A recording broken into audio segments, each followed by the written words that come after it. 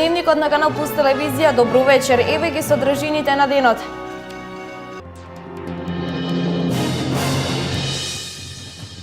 Преодна влада 100 дена пред избори, лидерска средба до крајот на август, прочистување на избирачкиот список и реформи во медиумите. Партиите начелно се договорија за избори.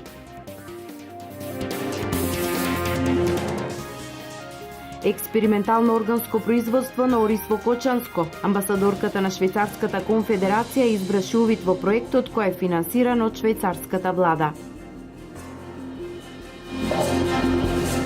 Болеста јазлеста кожа ја уништи екзистенцијата на 6-членото семејство Ситновски во Виничко Градец. Болеста уништи цело стадо. Семејството Ситновски е во очекување на ветеното обештетување од државата. Меѓупартискиот договор треба да се испочитува. Тоа е клучно за надворешната политика на државата, изјави вице-премиерот и министер за надворешни работи Никола Поповски по постигнатиот договор на партиите подписнички на Пражинскиот договор. Според вице-премиерот Поповски, договор не е доволен за препорака за Европската унија. Важно е тој да се спроведе во пракса. Ова е добар сигнал, бидејќи преголема штета претрпевме од политичката криза во изминатиот период. И мислам дека секој исчекор кон намалување на неизвестноста и некоја поголема видливост за тоа кога би можеле да одржиме избори е позитивна работа за Република Македонија. Од друга страна и треба да бидеме свесни дека немаме проблем со луѓе кои имаат проблем да се договорат, проблемот е повеќе да го одржат тоа околу што се договориле.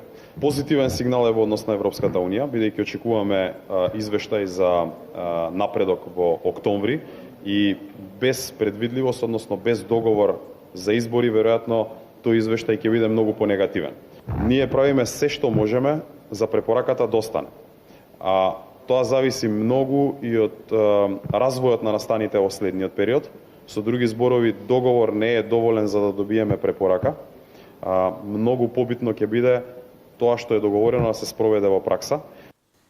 Добро е што се дојде до постигнување на договор. Пред се, добро е за државата Република Македонија, зашто е можно побрзо да има избори и да се стави крај на политичката криза предизвикана од опозицијата, изјави лидерот на ВМРО-ДПМНЕ Никола Груевски. Во однос на постигнатиот договор на политичките партии вчера, можам да кажам дека првото е добра работа. Добро е што се дојде до постигнување на договор, пред се е добро за државата, за Република Македонија, зашто е можно побрзо да има избори и да се стави крај на политичката криза предизвикана од опозицијата. Она што сакам да го напоменам и посебно да го потенцирам е дека се надевам дека овој пат опозицијата нема да бара повторно алиби за нови одлагања или бойкотирање на изборите.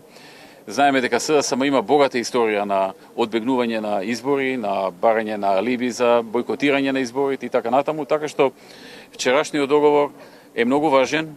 Сега е многу важно тој да се спроведе, да се имплементира, да немаме повторно обиди на опозицијата да во фаза на имплементација да нешто одбегне или да пролонгира и така натаму. Се надам дека овој пат ќе изиграат честно и дека навремено ќе се спроведе се што е договорено за да може оваа година се одржат изборите и да му се даде можност на народот да си го каже своето мислење. Има можност да ги слушнат нив. Еве, 2 години веќе ги слушаат, се што има направено, презентираа пред граѓаните, сите нивни интриги, сите нивни манипулации, сите работи што се случуваат, така што сега е време да се даде повторно можност на народот да каже која политика ја поддржува, кој начин на работење го поддржува, која политичка партија ја поддржува, која политичка гарнитура ја поддржува. Не слушнаа нас, не видоа нас, ги слушнаа нив, ги има добро видено и нив, така што време е да се даде можност народот да одбере со завршување на политичката криза како Македонија да се движи во наредните.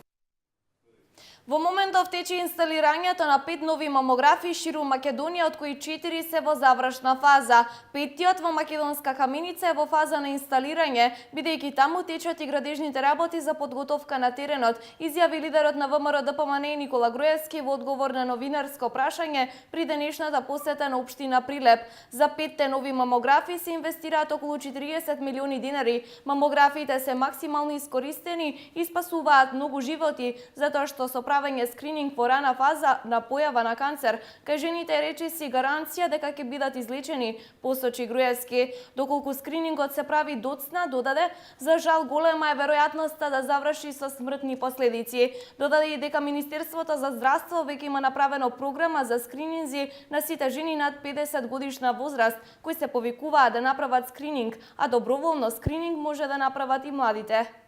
Амбасадорката на Швајцарската конфедерација изврши увид во реализацијата на проектот за органско производство на ориз со употреба на системот капка по капка. Проектот е финансиран од швајцарската влада, која финансира и други крупни проекти во источниот регион.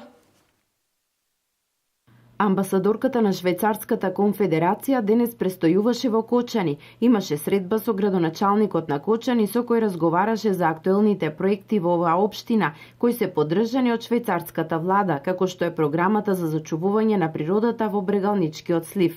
Денешната посета на швајцарската амбасадорка во Кочани беше првенствено за експерименталниот проект за органско производство на ориз со системот капка по капка, кој е финансиран од швајцарската влада. Денеска, пред да дојдеме тука, посетивме еден земјоделец кој што произведува ориз, но на еден доста иновативен начин.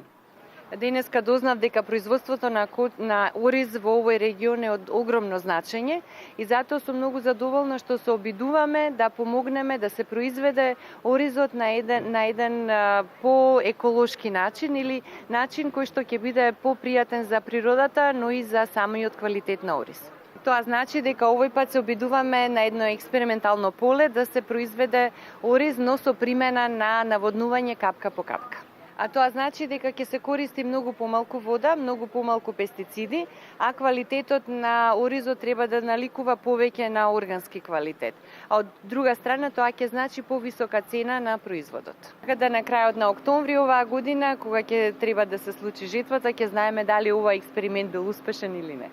Градоначалникот на Кочани ја истакна досегашната успешна соработка на општината со Швајцарската конфедерација, која финансира крупни проекти, како што е, например, изградбата на пречистителна станица за отпадни води. Разговаравме за повеќе теми. Едно е иновативноста во делот на производството на ориз кои што го финансираат, кои што го помагаат. Понатаму разговаравме за постојниот проект за пречистителна станица која што се гради во општината Кочани. Разговаравме за проектите кои што се од заштитата на животната средина во градот и на Пониква и разговаравме за поддршката која што имаме во делот на форумските заедници. Во рамките на посетата на Кочани, швајцарската амбасадорка го посети и туристичкиот локалитет во Допади кај Браната градче. Со наредниот прилог одиме во виничкото село Градец. Болеста јазлеста кожа ја уништи екзистенцијата на 6-членото семејство Ситновски, им го уништи целото стадо. Штетата е голема, а семејството Ситновски е во очекување на ветеното обештетување од државата. Болеста јазлеста кожа ја уништи дведецениската инвестиција во сточарството на семејството Ситновски од село Градец. Разочараност и тага кај Димче и Оливера и нивните 4 деца за кои стоката беше дел од фамилијата. Во годината кога приходот требаше вистински да го почувствуваат, болеста им ги однесе сите 50 говеда, а во исчекување на ветената оштета од државата, загубите ги трпат секојдневно. Моментално ние како преживеваме никаде така да не кара. 6-членно семејство сме, значи приход од никаде немаме. Главна екзистенција кравите беа. Ја веќе ово стадо го создавам 20 години. И ми е најкриво што го создадох јас лично од себе, да би имал наследство од мајка, татко, дедо. Значи, може би нешто пак е оната. Ја лично го создавах 20 години и одеднаш да дојдат 50 грла говеда да одземат, значи малку тешко и со оваа сума, за да го обновиш таа бројка, нема шанси. Веќе 2 месеца навршени 10 дена, значи штетата е голема, да кажеме. Дека даваме по 130 кила до 150 млеко секојдневно, значи за тие 2 месеца 3 околу 4000 евра негде штета имаме. За исплатата ни обеќаат касапницата дека ќе бидат исплатени за 15 дена. Меѓутоа, значи нема ништо до сега. Имаме решение кое го добиеме од Агенцијата за храна и ветеринара дека од 1 август ќе почне исплатата. Овие 2 месеци преживуваат од козите. Откупната цена на млекото е далеко од реалната, револтирано коментираа производителите вчера на сточниот пазар во Виница. И ќе ги продам на 50% козите. Нема зашто да са. Со 16 динара кило млеко, а една обична вода диш да напъниш од градечка река 25 динара. Кој може тоа да инвестира у сточарството и да онади, нека дојде, нека повели. Ветеринарните служби потврдија дека состојбата со јазлестата кожа е ставена под контрола по спроведувањето на вакцините. Инаку во Виничко, во изминатите неколку месеци беа уништени стотина заразени грла, а вакцинирани околу 2000. Минатогодишните поплави беа причина за уривање на мостот на река Злетовица, која ги поврзува двете пробиштипски села Ратавица и Бунеш. Мостот е во фаза на целосна реконструкција и за 6 месеци ќе биде ставен во употреба. Жителите од овие две села веќе нема да минуваат преку две села за да стигнуваат до селото Драч. Главната сообраќајна артерија, која ги поврзува двете пробиштипски села, Ратавица и Бунеш, се реконструира. За 6 месеци жителите од овие две села ќе минуваат по нов и сигурен мост. Причината за уривање на мостот беа минатогодишните поплави при надојдување на Злетовска река. Во моментот се работи на темелење на столбовите за мостот, пошто очекуваме да се интензивираат работите, бидејќи тоа е најтешкиот дел и во периодот што измина не можевме да работиме поради зголемениот водостој на реката Злетовица. Со негово завршување ќе овозможиме една квалитетна комуникација помеѓу овие две села. Изведувач на градежните активности е компанијата Жикол, која што е една од подобрите компании која што има работено во општина Пробиштип и затоа очекуваме и квалитетот и роковите да бидат на највисоко можно ниво. Барањето на граѓаните за изградба на мостот, кој ги поврзува овие две села, се исполни. Тие, за да ја хранат стоката и ги одгледуваат своите земјоделски површини, морале да поминуваат преку другите села, бидејќи истребувале од состојбата на веќе постоечкиот мост. А во изминатиот период, општината го асфалтираше и патот од Ратавица до селото Бунеш. Голема реката беше многу вода и го однес. Порен ќе биде мост сегнекни. Ако го направат, ќе биде порен. Ако го направат мост, кој не падне ова, кој го однесе овај, ќе биде порно. Народ ќе се мине, ќе се за све бива. И за земјоделието се одмрупува и за све ќе биде. Ако се направи. Општина Пробиштип за санација на ваквиот проблем, односно за изградба на нов мост, аплицираше за средства преку Центарот за Источнопланскиот регион, Агенцијата за финансиска поддршка и Руралниот развој за земјоделство. Општина Штип идната недела ќе објави оглас за продажба на градежно земјиште во штипската населба Дузлак. Околу 35 парцели ќе бидат за куќи, а исто така ќе бидат понудени парцели за колективни стамбени објекти и за лесна индустрија. Во завршна фаза е проектот за објава на оглас за продажба на локации за куќи за млади брачни парови. Од понеделник општина Штип ќе објави оглас за продажба на градежно земјиште. Околу 35 парцели од предвидените ќе бидат за изградба на куќи со почетна цена од 1 евро за метар квадратен со различна површина, почнувајќи од 400 за најмалата до 500 метри квадратни за најголемата. Важно е да се напомене дека овие локации за куќи не се дел од проектот за млади брачни парови до 35 години, но доколку се продадат, собствениците истите можат да ги пријават како дел од проектот, со што би ги користеле бенефициите, секако согласно законските услови. Освен за куќи ќе бидат понудени локации за изградба на станбени згради и лесна индустрија. Имаме две локации за бензински пумпи во Драгоево и Кривидол, потоа згради во населба Пребек, во населба Баби, хотелски комплекс кај Бања Кежевица, каде што една локација веќе беше продадена. Потоа на продажба ќе бидат 6 парцели предвидени за стамбени згради во населба Сењак, 7 други спроти старото нервно оделение. Понатаму на продажба ќе се понудат локации за 3 деловни објекти во Туртел, тоа е место викано Стари бунари, и во Македонка и во Балкански имаме по една локација за индустрија. Што се несува за локации за куќа за млади брачни парови, општина Штип ќе понуди околу 1200 парцели на 3 локации, и тоа 100 парцели во населба Три чешми, кај клучката на патот Кочани Струмица 800 парцели и 200 во населба Баби. По добивањето на документот за пренамена на земјиштето, општината ќе објави оглас за продажба на локации за куќи за млади. Ние како општина Штип сами работиме проектната документација, значи не ја работи Министерството за транспорт и врски, сами ја финансираме и мора да кажам дека нашите проектанти се веќе готови со проектна документација. Чекаме уште некои работи да ги заврши Министерството за земјоделие во делот на трансформација на земјиште од земјоделско во градежно. Оному каде има пасишта да не ги дадат исто така да биде градежно, и ако има некоја концесија, бидејќи таму нема трајни култури, концесија да биде значи укината, и на овој начин ќе дадеме шанса од септември натаму да градат и во Три чешми, значи двете големи зони, а третата рекоме во населба Баби. Граѓаните преку медиумите ќе бидат информирани за датумот на објава на огласот, условите и датумот на лицитација. Новите патишта се градат за полесна и побезбедна комуникација на луѓето, за полесен транспорт, како и за помала амортизација на транспортните возила. Асфалтното поврзување на Радање со Козјак за тамошните жители ќе значи многу, зашто досега го користеа земениот пат што водеше до Козјачка река. Асфалтното поврзување на Радање со Козјак и со останатите плачковички села ќе значи големо олеснување на жителите од овој регион, поради тоа што досега тие мака маче одејќи по беспаќе. Новиот пат е значаен од повеќе аспекти. Освен што ќе овозможи полесна комуникација за земјоделците кои имаат имоти, ќе им овозможи полесен пристап до нивите. Многу добро што прави тоа, многу фала на градоначалникот. Тоа е многу благодарно тоа пато што правено. Со години наназад жителите од Аргулица, Радање, Козјак, Црвулево и другите села во овој регион биле насочени на меѓусебна соработка, а врската меѓу нив била кривулестиот и земјан нерамен пат кој минувал преку Козјачка река. Во иднина целосно се олеснува меѓусебната комуникација, а покрај тоа ќе се овозможи полесен пристап до локалитетот Баргала и манастирот Свети Ѓорги. Ќе служи тај пат ради да свржат Баргала и за Плачковица да си одат Раданчани.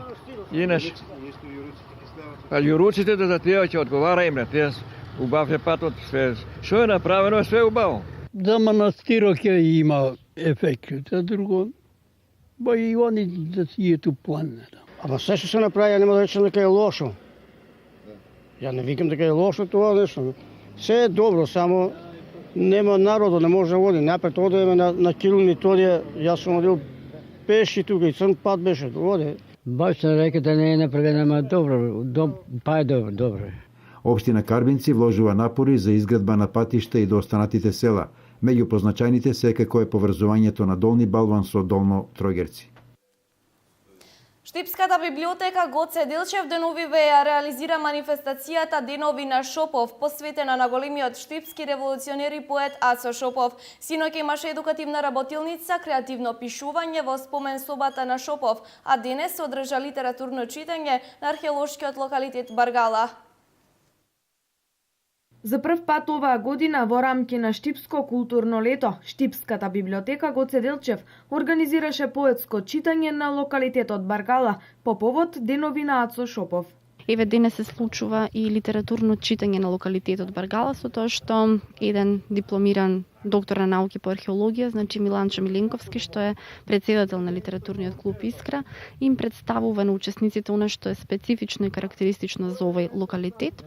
Централната и завршна манифестација ќе се случи во текот на утрешниот ден, значи петок, пред библиотеката, зависно од временските услови, со почеток од 21 часот. Практично Националната установа Универзитетска библиотека Гоце Делчев заедно со медиумот Канал Плюс телевизија успеа да изготви еден пригоден филм или една емисија од серијална емисија што понатаму планираме да се реализира. Оваа емисија е посветена на Шопов и во истата таа Ацо Шопов секако е представен како книжевен патрон на Штип. Да се запознаат со сето она што е досега истражено на археолошкиот локалитет Баргала, да ги видат објектите во нивна природна големина, во вистинска смисла на зборот и да се запознаат за тоа како тие функционирале, за што служеле, како живееле еден римски граѓанин во периодот меѓу 3 и 7 век и едноставно да го сватат тој начин на живот и разликата меѓу тогашниот живот и денешниот. Сега дојдовме на овој локалитет, самите учесници, значи млади поети, да се инспирират и од ова на некој начин историско место кое јасно буди одредена возбуда и инспирација за пишување. Младите сметаат дека ова е добра прилика за да ги представат своите творби и истовремено да дознаат некои историски факти за локалитетот Баргала. Сметаме дека представува истовремено и едно задоволство, дружење за нив и истовремено овој настан овозможи децата меѓу себе да се забавуваат и да бидат сосема задоволни со тоа што се реализираше од страна на библиотеката. Ова е настан кој што возможува една креативност за младите и кои што би можеле да дознаат повеќе за Баргала. Манифестацијата започна вчера вечер со едукативни и инспиративни предавања за креативно пишување, а акцент беше ставено на символите кои ги користел Ацо Шопов во својата поезија. Сите креативни творби учесниците ги интерпретираа во спомен собата на Шопов. Пред вестите од светот информираме за големиот успех на делчевчанецот Љупчо Чучуковски, кој го развива македонското знаме на вравовите на неколку планини во Грција. Делчевчанец го развија македонското знаме во Грција во рамки на високогорската меѓународна експедиција Нико 2016. Македонски и бугарски планинари, меѓу кои делчевчанецот Љупчо Чучуковски, ги искачија највисоките 4 врвови на границата Македонија-Грција на планините Ниџа и Кожув од грчка страна. Високогорската експедиција траеше 2 дена, така што првиот ден го искачивме највисокиот врв на планината Кожув, и тоа од грчка страна. Тоа е врвот Дзена Пик, 2182 метри надморска висина, и потоа продолживме кон планината Нидже од грчка страна преку градот Едеса и каде што се искачивме до ски центарот Нидже или Вора, како што го нарекуваат во Република Грција.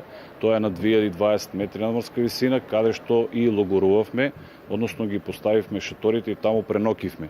За да наредниот ден во раните утрински часови продолжиме кон највисокиот врв на планината Нидже. Тоа е воедно и највисок врв на јужната граница меѓу Македонија и Грција. Тоа е врвот Кајмакчалан, 2524 метри надморска висина. Од таму се симнавме надолу кон ски центарот Нидже, за да продолжиме до градот Едеса или Воден и да ги посетиме познатите воденски водопади. Во двата експедицијски дена, сите планинари успешно ги поминале предвидените 30 километри, а највисока точка им била 2524 метри надморска височина на врвот Кајмакчалан. И покрај недобрите временски услови, посебно на кај ски центарот Нидже, бидејќи имаше навистина многу силен ветар, сепак успеавме сите планинари од Македонија и од Република Бугарија, каде што беа од градот Софија и градот Радомир, без посебни проблеми и потешкоти да го искачиме овој највисок врв. А исто така, морам да кажам дека во овие 2 дена ние успеавме да искачиме вкупно 4 врва над 2000 метри надморска висина на планините Ниџи и на планината Кожув. Водич на групата на високогорската меѓународна експедиција Нико 2016 бил Љупчо Чучуковски.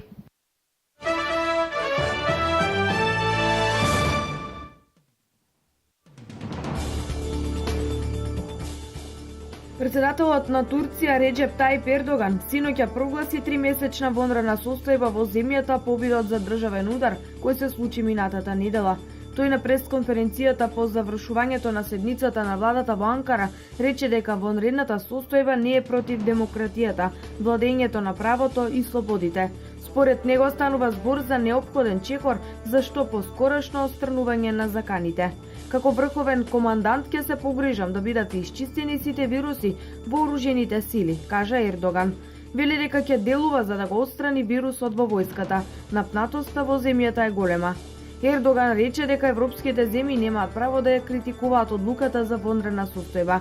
Напомена дека е можно некои земји да се вмешани во обидот за државен удар. Ердоган додаде дека нацијата е во состојба сама да ја одредува својата судбина и има моќ да ја застапува, а прогласената вонредна состојба единствено поради терористичката закана. Тој ја прогласи вонредната состојба за период од 3 месеци, меѓутоа нема да го спречи демнењето по плоштадите под логото бранител на демократијата, а според него нивните имиња треба да се запишат со златни букви во историјата. Тој рече дека и покрај вонредната состојба нема да има никаков компромис на штета на демократијата.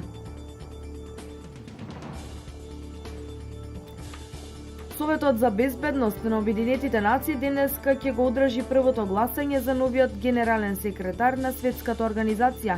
За функцијата генерален секретар на Обединетите нации се пријавени 12 кандидати. Во изборот за наследник на првиот човек на Светската организација Бан Ки Мун од регионот се пријавени Вук Јеремиќ, некогашниот шеф на српската дипломатија, поранешните министри за надворешни работи на Хрватска и Македонија Веста Пушик и Срđan Керим, некогашниот премиер на Црна Игор Лукишик и поранешниот председател на Словенија Данило Тирк.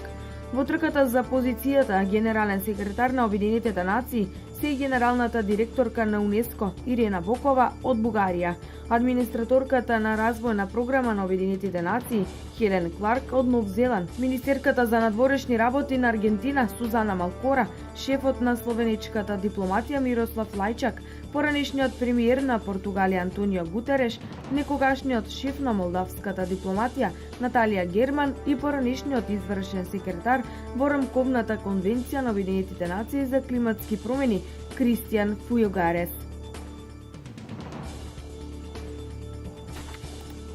Бриселската полиција соопшти дека обколила маж кој се однесувал сомнително, носел зимски капот од кој излегувале жици. Се покажало дека се работи за лажна тревога и дека сомнителниот човек не бил закана за безбедноста. По 5 часа полициската акција во центарот на Брисел, при што беше направен безбедносен периметар и евакуиран дел од градот, белгиската полиција уапси сомнително лице со долг мантил низ кој излегуваат жици. Кристијан Деконик од бриселската полиција изјави дека полицијата морала да реагира, зашто човекот бил прекриен со метални плочки или нешто што би можело да биде експлозив. Но на крајот се покажало дека станува збор за студент по физика кој ја проучувал радиацијата и радиоактивноста во градот, рекол Деконик, и додал дека начинот на кој реагирал човекот бил сосема абнормален и дека полицијата морала да реагира.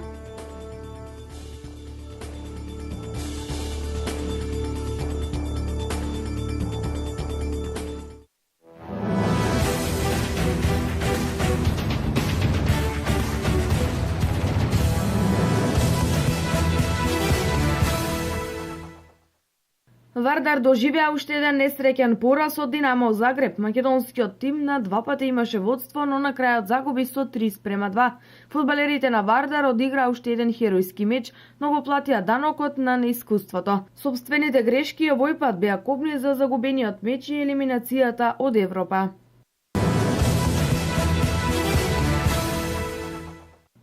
Младата кошаркарска репрезентација на Македонија го претрпе и третиот во низа пораз на Б дивизијата на Европското првенство за играчи до 20 години, што се одржува во Халкида, Грција. По убедливите порази од Црна и Грузија, вчера и селекцијата на Португалија беше подобра од Македонија, и тоа со 63:54, пошто нашите младенци групната фаза ја завршија на предпоследното место со само еден триумф. Како по обичај, Македонија овој меч го започна очено, па во првите 10 минути избраниците на селекторот Малинков постигнаа само 7 поени, а противникот 16, па четвртината ја загуби со 9 поени разлика, што се покажа и како конечна разлика на крајот од надпреварот. Во продолжение на првенството Македонија ќе разигрува за пласман од 9 до 16 место.